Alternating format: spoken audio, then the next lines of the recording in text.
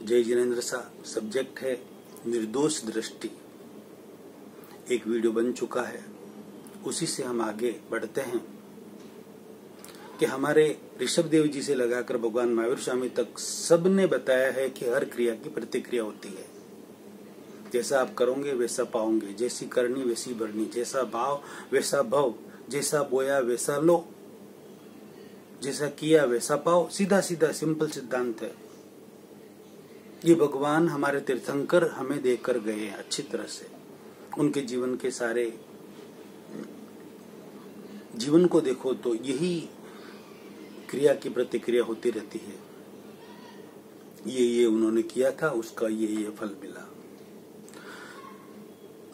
अब सूक्ष्म स्थूल से स्थूल, बड़े से बड़ा जीवन में और सूक्ष्म में से सूक्ष्म जो भी सहयोग मिलेंगे आपको, फिर पॉजिटिव मिले या नेगेटिव मिले, सारे के सारे आपके ही कर्मों के कारण वो सहयोग खड़े होते हैं और निमित्त कोई भी बनता है। सुख में भी बनता है निमित्त कोई भी, और दुख में भी कोई भी निमित्त बनता है।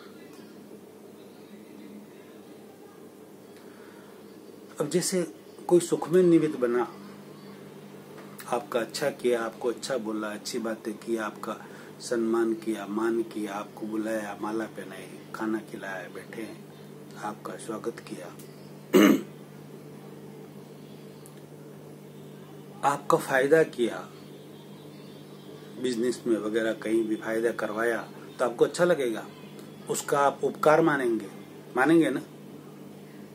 क्यों मानेंगे? कि उसने आपका अच्छा किया। अरे वो निमित्त है, उसका उपकार मानना ही चाहिए। उन सब का 100% मानना चाहिए। आपका अच्छा किया इसलिए आपने उपकार मान लिया। यदि कोई निमित्त आपका बुरा करे, गलत करे, अपमान करे, मारे पीटे, गालियां दे, उल्टा सीधा करे, नुकसान पहुंचाए, धोखाबाजी करे, लूटपाट करे, कुछ भी करे, पहले अच्छा किया, आपने उपकार माना। अब गलत किया तो आप क्या करेंगे? उसे दंड देंगे। यही सिद्धांत है। 99%, 99.99% ये वैदिक सिद्धांत भी है, मानना पड़ेगा उसको। लेकिन निश्चय नय की दृष्टि से वह जो व्यक्ति है, रियलिटी में निश्चय नय की दृष्टि से वह जो व्यक्ति है, कोई भी निमित्त हो, फिर देव हो सकता है, दानव हो सकता है, मानव हो सकता है, जानवर हो सकता है, कोई भी हो सकता है, कुदरती भी हो सकता है, कोई भी। आप रास्ते में चल रहे हैं और ऊपर से आकर पत्थर गिर गया, कोई डाली गिर गई, क्या करेंगे आप उसका? क्या कर लेंगे आप उसका? चल रहे हैं आप मोबाइल देखते देखते और कोई मैसेज आया, कोई फोन आया, फोन नंबर देख रहे हैं, नाम देख रहे हैं, इतने सामने एक खंभा था, उसमें सिर टकरा गया, खून निकल गया, क्या करेंगे उसका? खंभे का पत्थर ऊपर से गिर गया, खून निकल गया, क्या करेंगे आप? उस पत्थर का उसको मारेंगे, डांटेंगे, क्या करेंगे? चल रहे हैं सामने से आप अपने हिसाब से, और सामने से अचानक एकदम गली में से कोई बैल, गाय, भैंस एकदम दौड़ती आई और उसका सींग लग गया, आप गिर गए, खून हो गया, क्या करेंगे आप उसका? भाग गए वो, तो क्या करेंगे? कुछ नहीं कर सकते। उसी तरह जो निमित्त सामने मनुष्य खड़ा है, आपके यार दोस्त, सगे संबंधी, घर वाले, XYZ कोई भी खड़े हैं, उन सब को भी आप, कोई तो एक खंभा है, कोई भीत है, कोई पशु है और कोई पत्थर है, यही समझो आप सबको, यही समझो।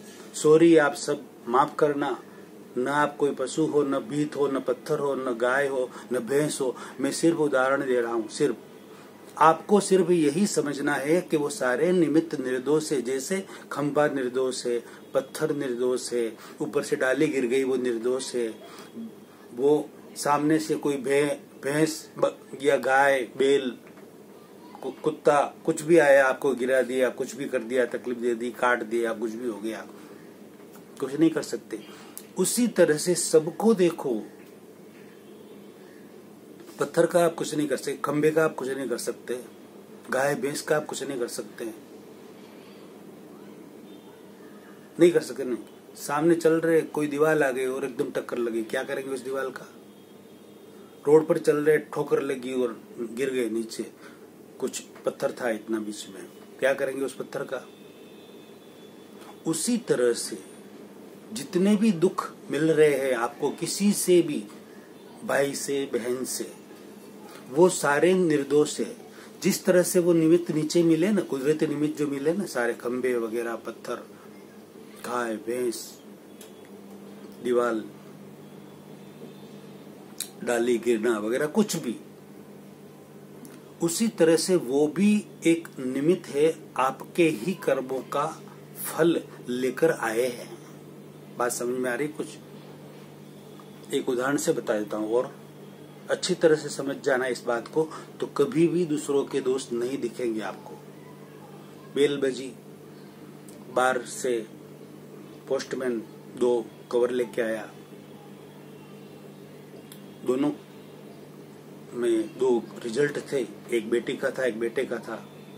पोस्टमैन रोज का आना जाना, बैठो भाई, बेटे का रिजल्ट खोला तो अच्छे नंबर 97, 98। अरे अरे बैठो बैठो, पास हो गया मेरा बेटा, आप चाय पी के जाओ, चाय पी के जाओ। बैठ गया, वो भी खुश हुआ, सब खुश हुए। दूसरा खोला बेटी का, 37 नंबर, ना पास, 32 नंबर, जो भी, सबका मूड खराब हो गया। चाय धरे की धरे रहेगी, 5 मिनट इंतजार करेगी, वो भी चला गया। अब उस पोस्टमैन का क्या दोष? कोई दोष है उसका?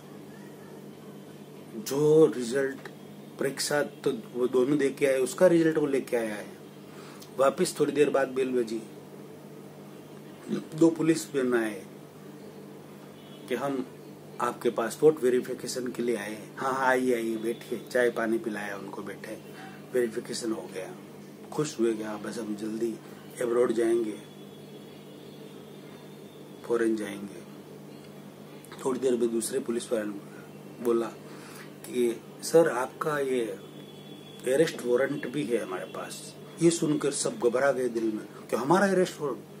हाँ, क्या आपके नाम का ही? देखिए अरेस्ट वारंट था, उनको अरेस्ट करके भी लेके गए।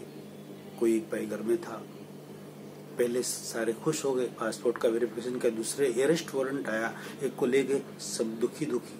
उन दोनों पुलिस वालों का क्या दोष?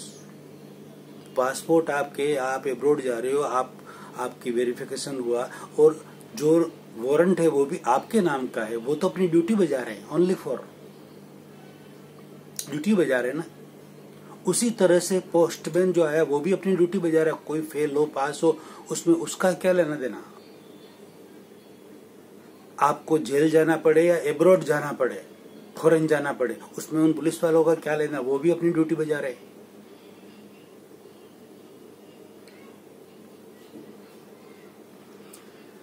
तो वो भी सहयोग है, ओनली फॉर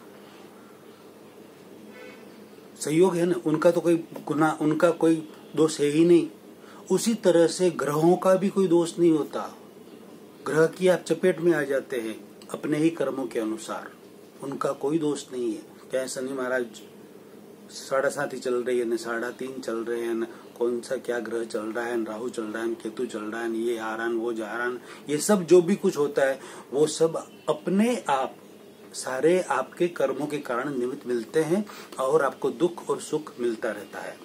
यदि आपको जड़ मूल तक ये समझ में आ जाए बात अच्छी तरह से, रूट कोज समझ में आ जाए कि सारा का सारा मेरे ही कर्मों का किया कराया है, सारा मेरा ही है सब कुछ, इसमें किसी का कोई दोष नहीं है, भले कोई सुख दे या दुख दे। आपको तो जैसे कोई सुख देता है तो उसका उपकार मानते हो, राइट? उसी तरह से कोई दुख देता है ना, तो उसका भी जबरदस्त उपकार मानना चाहिए। जो सुख देता है उसका उपकार मानते हो, उससे डबल उसका उपकार मानना चाहिए। जो दुख देता है ज्यादा से ज्यादा, जितना जो दुख देता है उसका डबल उपकार मानना चाहिए। क्यों? भगवान महावीर स्वामी ने माना था। किसका? ग्वाले का, चंड कौशिक का। भगवान ऋषभदेव जी ने सबका उपकार माना था। 13 महीना तक गोचरी जाते रहे, भोजन नहीं मिला, लेकिन सबका उपकार माना था कि मुझे ये सब पाप में से छुड़ा रहे हैं। कितनी बड़ी बात थी। भगवान महावीर स्वामी ने उपकार माना ग्वाले का, चंद्र कौशिक का, संगम देव का, कि मुझे ये पाप में से छुड़ा रहे हैं। जो पाप में से छुड़ा है, वो छुड़ाता है, वो कितना उपकारी है हमारे लिए। बात समझ में आ रही है? रूट कोज की, जड़मूल की, वो कितना उपकारी है हमारे लिए। आप उपकार मानते हो? जो दुख देता है उसका नहीं, उसको काटने दौड़ते हो। श्वान वृत्ति की तरह उसको काटने दौड़ते। आपकी बात नहीं कर रहा मैं, आप अपने ऊपर मत लेना। समय याचना चाहता हूं आपसे। मैक्सिमम यही होता है। लेकिन इसे रूट कोच को समझ लीजिए कि सूक्ष्म में से सूक्ष्म एक बाल के ऊपर की नोक होती ना, छोटा सा जो दिख भी नहीं सके, उतना भी सहयोग और बड़े से बड़ा सहयोग जो भी मिलेगा आपको, किसी भी तरह का, कोई भी, किस देव दानव मानव जानवर या कुदरती कोई भी सहयोग मिलेगा, सब कुछ आपके ही कर्मों के कारण मिलेगा। आपके ही कर्मों के कारण सुख भी होगा, दुख भी होगा। अब ये बात समझ में आ गई हो तो बात को समझिए। जो सुख दे रहा है उसे भी उपकारी मानिए, और जो दुख दे रहा है उसे डबल उपकारी मानिए कि वो मुझे पाप कर्मों में से छुड़ा रहा है, वो महान उपकारी है मेरा। ये सिद्धांत है, ये हमारे तीर्थंकरों का सिद्धांत है। ये भगवान ने हमें सिखाया है कि भगवान ने कहा है कि महावीर स्वामी ने, कि मैंने अपने आप को निर्दोष किया और पूरे जगत को कंप्लीट निर्दोष देखा। मैंने अपने आप को निर्दोष किया और पूरे जगत को 100% कंप्लीट निर्दोष देखा, और सारे दोष मैंने खुद के देखे, मेरी खुद की गलतियां देखी, तब जाके वो मुक्त हो गए। यही सिद्धांत है। ये बात ऐसे 5 घंटा 10 घंटे तक मैं बहुत सारे अलग अलग उदाहरण देकर समझा सकता हूँ, लेकिन इतना समय न तो मेरे पास है और न आप भी इतना सुन सकते हैं। इतना यानी कि इस वीडियो में हम पूरा करते हैं कि हमें निर्दोष दृष्टि रखनी है। कैसी निर्दोष दृष्टि रखनी? भगवान महावीर स्वामी जैसी निर्दोष दृष्टि हमें रखनी है। भगवान ऋषभ देव जैसी निर्दोष दृष्टि हमें रखनी है। हमें किसी का दोष नहीं देखना है, किसी भी हालत में नहीं देखना है। क्यों नहीं देखना है? क्योंकि वो दोषित है ही नहीं। दोष तो हमारा है, सारा सब कुछ दोष हमारा ही है। बात समझ में आ रही कुछ आप सबके? तो हम दोष किसका देखें? सारा का सारा दोष हमारा ही है, 100%। हमारा जहां जन्म हुआ है तब से लगाकर मृत्यु तक हमें जो भी मिला है, माता पिता, भाई बहन, पति, बच्चे बच्ची वगैरह, जो भी सगे संबंधी, यार दोस्त, धंधा, सुख दुख, माल मिलकर जो भी मिला है, सब कुछ हमारे ही कर्मों के अनुसार मिला है। बाकी तो सारे जो भी खाना पीना, रहना, उठना बैठना, गाड़ी मोटर बंगला, जो भी कुछ मिला है, सब कुछ हमारे ही कर्मों के कारण मिला है। कम मिला है, ज्यादा मिला है, समय पे मिला है, देर से मिला है, या पहले मिला है, आगे मिला है, पीछे मिला है, जो भी मिला है, जैसा शरीर मिला है, जैसा रंग रूप मिला है, जो तकलीफें मिली है, जो सुख मिला है, दुख मिला है, सब कुछ हमारे ही कर्मों के कारण हमें मिल रहा है। कोई उसमें दोषित नहीं है। ये 100% सिद्धांत है। क्या सिद्धांत है? क्रिया की प्रतिक्रिया होगी। सूक्ष्माति सूक्ष्म क्रिया आप करो, उसकी भी प्रतिक्रिया होगी, और स्थूल बड़ी से बड़ी क्रिया करो, उसकी भी प्रतिक्रिया होगी। ये सिद्धांत है, ये नियम है, ये यूनिवर्सल लॉ, ये सत्य और तथ्य वाली बात है कि प्रतिक्रिया होगी ही होगी। किसी का रेटिना, आपके रेटिना से 800 करोड़ लोग हैं पूरे वर्ल्ड में, मिलता है क्या? आपके फिंगरप्रिंट किसी से मिलती है क्या? नहीं मिलती ना। रेटिना नहीं मिलता ना, फिंगरप्रिंट भी नहीं मिलती है ना। आपका एक बाल का इतना सा टुकड़ा 800 करोड़ लोगों के साथ मैच करे ना, तो भी नहीं होगा, वो भी नहीं मिलेगा। आपके टीथ, दांत किसी से नहीं मिलेंगे 800 करोड़ में से। आपके नाखून किसी से 800 करोड़ में से नहीं मिलेंगे। 800 करोड़ पीछे के लोगों को ले लें या 800 करोड़ अब आने वाले लोगों को भी उनके साथ भी मिलाएंगे, मतलब 2500 करोड़ लोगों के साथ भी मिलाएंगे ना, तो आपका रेटिना नहीं मिलेगा, आपका फिंगरप्रिंट नहीं मिलेगा, आपके बाल का एक टुकड़ा नहीं मिलेगा, आपके दांत का बनावट उनसे नहीं मिलेगी, और नाखून की जो बनावट है वो भी उनसे नहीं मिलेगी। क्यों नहीं मिलेगी? क्यों नहीं मिलेगी? इसके पीछे का रीजन क्या है कि यानी कि आप पूर्व भव से जो भी बीज लेकर आए, सीड लेकर आए हैं, जो सीड है कर्म रूपी सीड, बीज, कर्म रूपी बीज, वो बीज आपका अलग है, मेरा अलग है, सबका अलग अलग है। उस सीड में से जो फल मिलेंगे, यानी कि आपका रंग रूप शरीर जो भी मिला आपको जैसा, वो सारा का सारा कंप्लीट आपका अलग है, मेरा अलग है, 800 करोड़ का अलग है, 2500 करोड़ लोगों का सबका अलग अलग है। उसी तरह से सुख का भी दुख का भी, जो भी आप पूर्व भाव में जिसके साथ जो करके आए सुख और दुख भाव से, वो सारा बीज रूप आप लेके आए। उसमें से समय समय पर द्रव्य क्षेत्र काल और भाव के अनुसार उसमें से फल आते रहेंगे, अच्छे या बुरे आपको भुगत नहीं होंगे, कोई रास्ता नहीं उसका। उस समय यदि आप समता रख ले भगवान महावीर स्वामी की तरह, भगवान आदिनाथ की तरह, भगवान पार्श्वनाथ की तरह, उस समय दुख में भी समता और सुख में भी समता, मान में भी समता, अपमान में भी समता।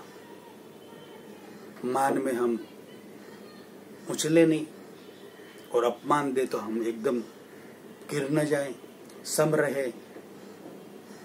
मान दिया तो भी मेरा ही, अपमान दिया तो भी मेरा ही, उसको समभाव से सहन करे, समता में रहे, तो वह कर्म, पुण्य रूपी कर्म भी बंधन है, पाप रूपी कर्म भी बंधन है। एक सोने की जंजीर है पुण्य रूपी कर्म, और वो लोहे की जंजीर है। दोनों जंजीर है, दोनों से बंधना ही है आपको। तो हम लोहे की जंजीर से और सोने की जंजीर से क्यों बंधे? उनसे छूटे, दोनों से छूटना है। तो दोनों में सम रहना है, हमें दोनों में समता रखनी है, दोनों में समभाव रखना है।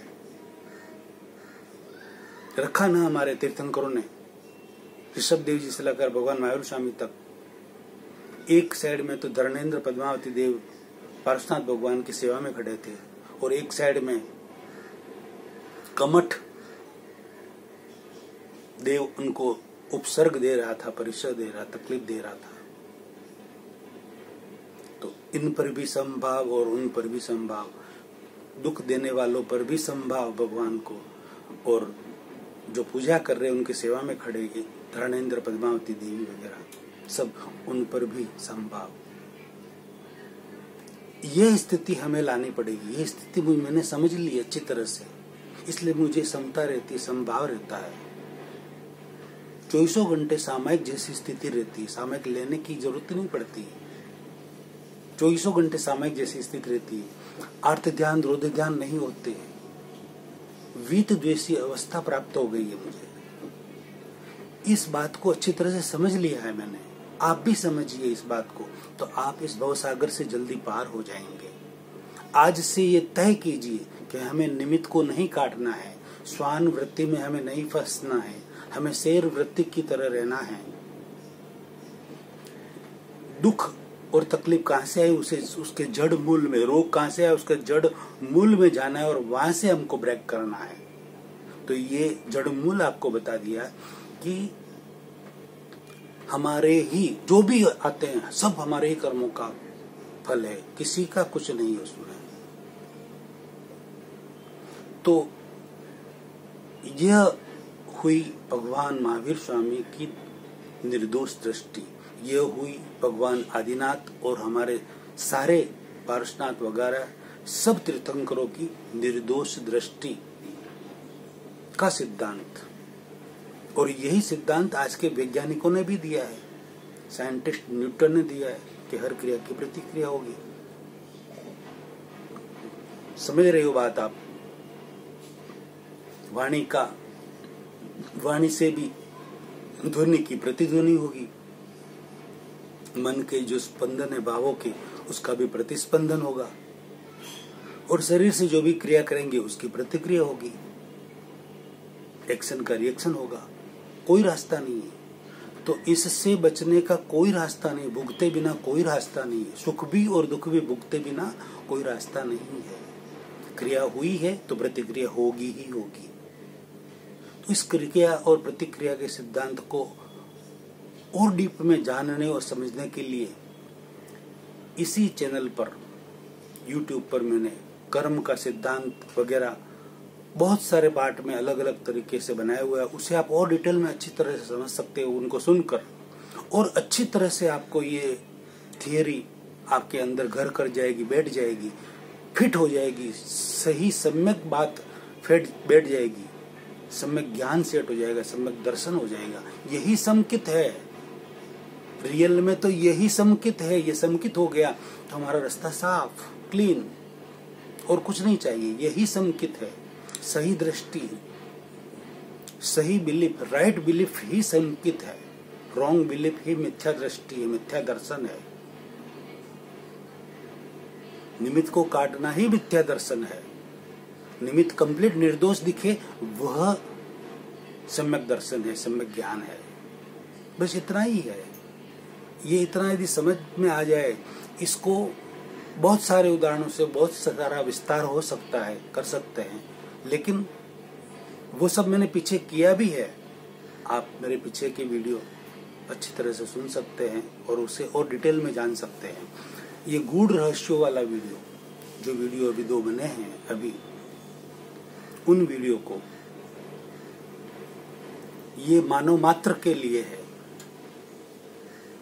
मतलब ये सिद्धांत भगवान राम का, भगवान कृष्ण का, भगवान जो भी हमारे और भी हुए हैं उन सब के, सीता माता जी का वगैरह, राधा जी का, उनके पीछे पिछले जन्म में जो भी उन्होंने क्रिया की थी उसी की प्रतिक्रिया उनके भव में आई थी। ये मनुष्य मात्र के लिए, सबके लिए उपयोगी है। कोई जैन अजैन के लिए नहीं, ऐसा नहीं है। मानव मात्र के लिए, सारे सनातनियों के लिए, सबके लिए उपयोगी चीज है कि निर्दोष दृष्टि हमें कैसे मिले। हम आज दिन तक कंप्लीट लोगों के ही दोष देखते आए हैं। गालिब जीवन भर यही भूल करता रहा। दाग तो चेहरे पर था और आईना साफ करता रहा। गालिब जीवन भर यही भूल करता रहा। दाग तो चेहरे पर था और आईना साफ करता रहा। दूसरा उदाहरण, जब से मैंने मेरे दोस्तों को आईना दे दिया है, कांच दे दिया है, ये निर्दोष दृष्टि वाला, तब से उन्होंने मेरे ऐबों को ढूंढना बंद कर दिया है। जब से मैंने मेरे दोस्तों को आईना दे दिया है, तब से उन्होंने मेरे ऐबों को ढूंढना बंद कर दिया है। आप भी बंद कर दीजिए। आज ये कांच दे दिया, आईना दे दिया है, निर्दोष दृष्टि वाला। जय जिनेंद्र साहब। अगला प्रवचन अगले वीडियो में देते हैं। जय जिनेंद्र।